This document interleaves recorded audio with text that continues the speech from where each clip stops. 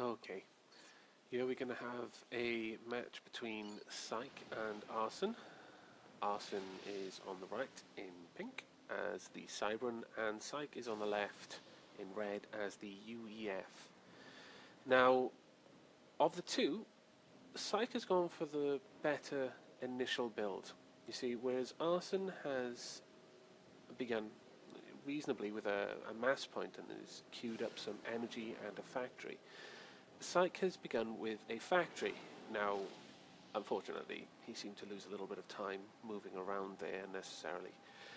But this is generally the better build, because if I were to click here and view ArsoN's resources, you can see that he has quite a high amount of mass and energy going into building the factory. However, Syke, who didn't bother building any resource gathering to start off with, is not doing too bad himself, but has already now got an engineer coming out of the factory. He has the better potential for building, and that's reflected in his score.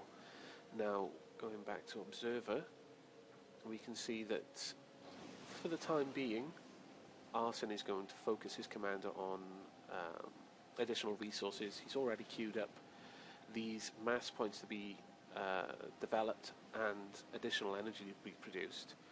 And the proximity of the energy and the mass to the factory, as you can see here, these little connections, means that this factory is going to be having a resource bonus. In essence, it doesn't mean that they're going to produce more resources, but rather the factory is going to consume less to produce any units that it makes. He's got an engineer here going out to grab some early mass, and Syke, on the other hand, seems to be building more resources, resource gathering structures, but also a mass storage. Now, that's an odd thing to build at the moment because he has no mass, and therefore there's no real risk of him running out of storage space for it. One thing to realize about Forged Alliance is that if you don't have room to store it, then it's simply wasted. So it is worthwhile building storage, but generally only if you're producing an excess. Now, we can see here ArsoN has already started to produce another factory, which implies that he's going to be going for an early rush of units. And the Cybran is an excellent race choice for that, as they, to make an analogy between StarCraft, they're the most Zerg-like of the races. Their early units are powerful and very quick to build. Now, he's also got engineers moving out to grab more mass points, and is already developing a hydrocarbon, which is a very prolific energy generator, and a little radar here as well. Syke, on the other hand, has opted to produce mobile radar in the form of these land scouts, and quite a lot of them, in fact. He has some engineers going around, and is also building some base defense. And unfortunately, it looks like he's... there we are. One other thing to note about Forged Alliance is a partially built structure will gradually decay. I don't know if you can see in the bottom left there, the health of the unit is going down. Now, he's left it behind again. Now, that's interesting because it will mean that the resources he's put into it will be lost. One difference between Forged Alliance and many other games is that in Forged Alliance you will gradually put the resources into building something. So it isn't a case of, do you have enough resources to begin with to complete the structure? If so, you're allowed to start building it. You can start building it whenever, whether or not you have enough resources on hand. And those resources will gradually be put into the structure. So he will lose some here by abandoning that. Here he's going for an air factory. Interesting choice. Now that could open up the game for him in the form of airdrops. And Syke's going for another land factory. And again, you can notice that he's making sure to build his energy so that it will give an adjacency bonus to the factories. And already he's starting to amass a large amount of troops here. And here we hear some combat going on. He's moving in his land scouts. Now this is not going to be a favourable confrontation for him, whereas ArsoN only has scouts, which are lightly armed, more as an aside. ArsoN actually has combat-capable units and a scout. Now, the difference between ArsoN's scout is that his scout has no weaponry whatsoever, but this little symbol above it means it hadn't activated its secondary function, which is cloaking. Whilst his scout is still, it can cloak. But that only keeps it safe from visual detection, not radar. Now it looks like Syke's early defences did him well there in wiping out the enemies before they could really do any substantial damage to his economy. It's worth noting that he's also built a railgun. Now that's anti-air. It won't do anything to the land factories, but had ArsoN chosen to use air, as Syke has, then that would save him from any bombing runs or even just knock scouts out of the air before they could really reveal too much of his base. Now, continuing on, Syke has more defences and still more going up, but he continues to abandon resource generation structures, the power plants here, and that is just a large waste. And he's building some some interceptors, some AA aircraft. Now, as ArsoN hasn't shown any intention to use it, that's a bit of an interesting move. Basically, Syke is banking on ArsoN choosing to use air, because these units will be of no use in ground attacks. And ArsoN seems to have his factories on repeat, just pumping out units here. And this is what ArsoN can see. As you can see, his radar in the middle here is giving him good line of sight over pretty much the entirety of the map. The only things he's missing are the 2 rear mass pumps, which he doesn't seem that interested in, and another land factory. ArsoN is definitely going for a push here, and he also has artillery incoming. Now that could completely turn the tide of this battle. It is a bit of a stalemate at the moment because of Syke's defences. Now if we look at Syke, he also has radar up, so he can see these fights incoming, but he's not really doing anything to try and defend against them. Anything active beyond using stationary defences. And he's lost his mass there. Now, this is quite bad for Syke, because ArsoN now has almost complete control of the map. But this point defence here is very well positioned. It is engaging ArsoN's point defence outside of their range to retaliate.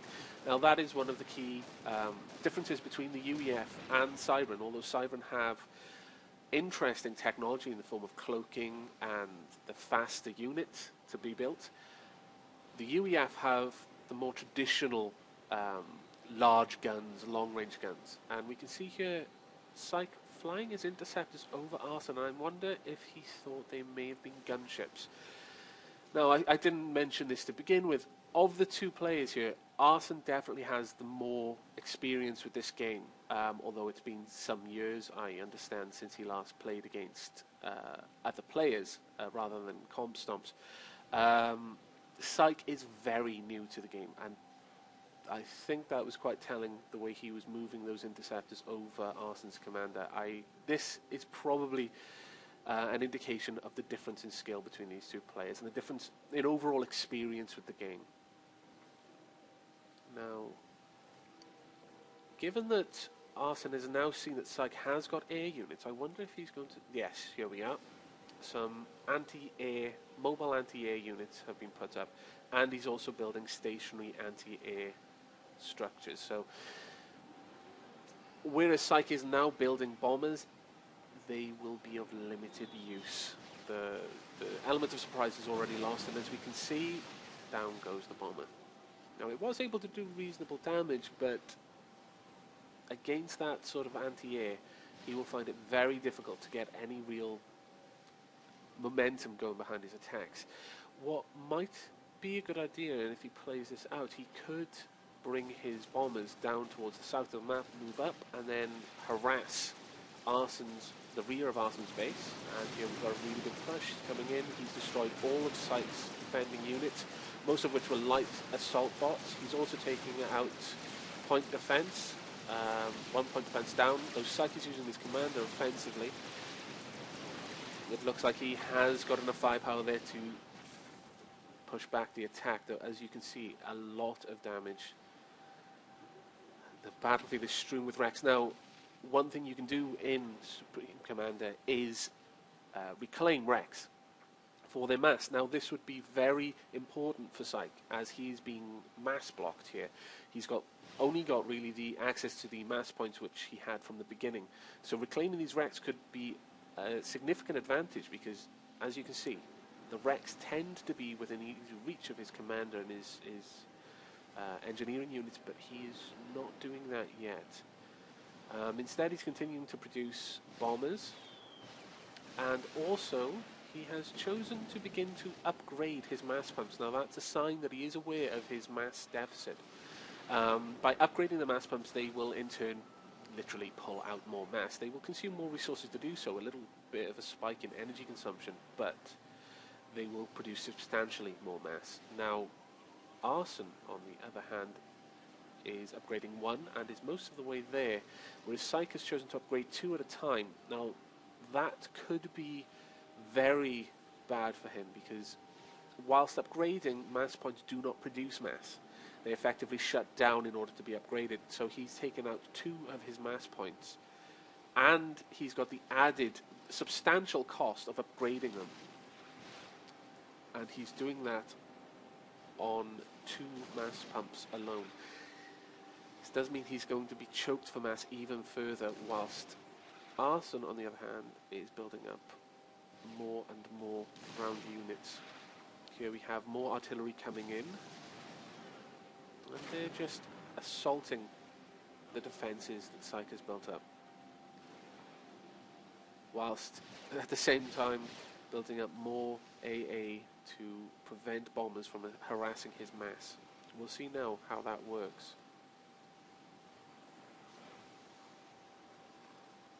Is the bomber going to turn around? No, it's going to stay there. No, it's on the way somewhere.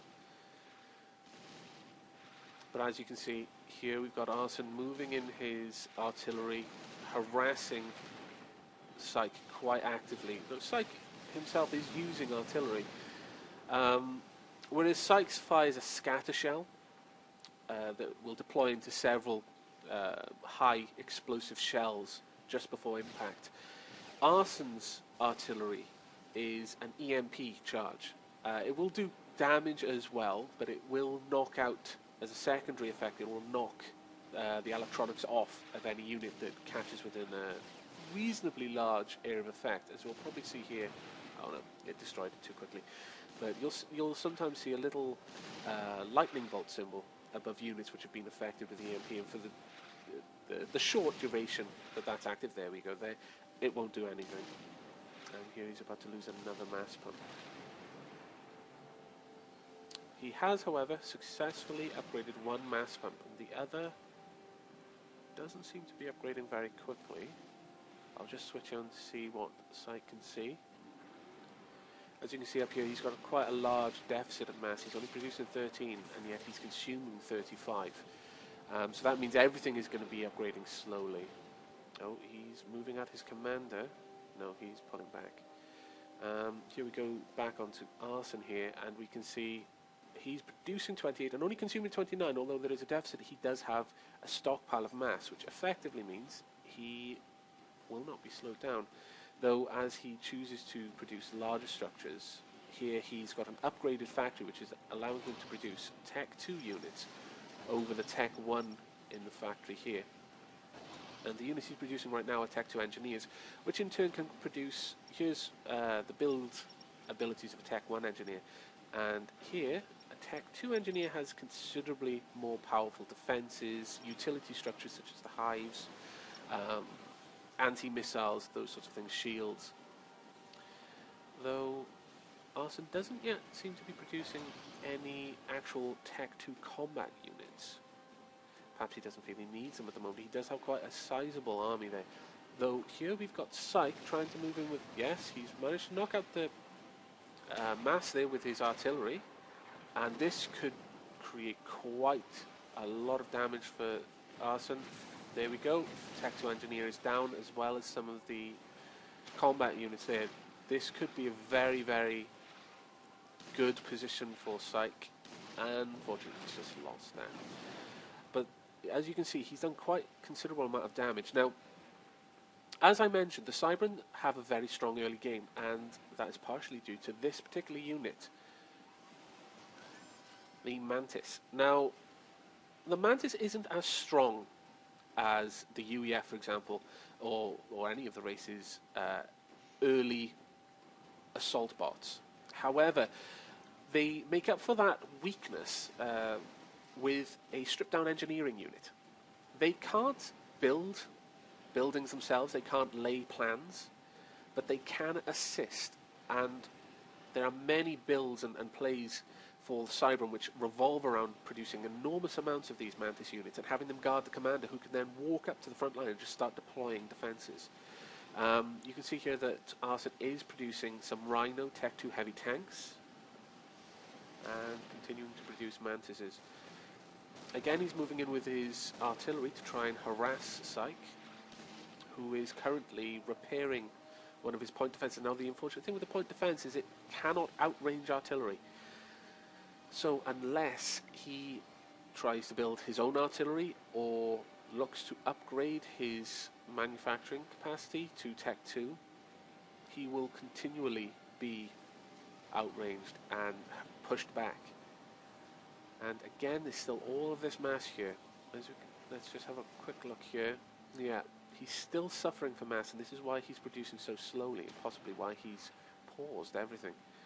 It seems that he's also trying to upgrade a Tech 2 mass pump to Tech 3. Now, that is a significant investment that can produce quite a lot of resources. But no, here we are. This looks like the push. ArsoN's got his entire army coming up to Syke's front door, and Syke is throwing his commander into it. Now, he isn't taking a lot of damage. Now he is, yeah. He's in range of all of the rest of the units, and it looks like this is GG. Syke is going for the suicide charge, and there we go. Syke has been defeated. Now, Forge Alliance can have different game modes. This particular one was in Assassination. As soon as the commander goes down, the game is lost. But there are other ones like Supremacy, where you must destroy any engineering-capable unit to secure a win. But good game to ArsoN. Well played. Good rush strategy and a good race to have picked for it. And commiserations to Syke, who played well, given that this is one of his very first games against another player, and one of his very first games in total. Both players did well, and I hope you enjoyed watching it.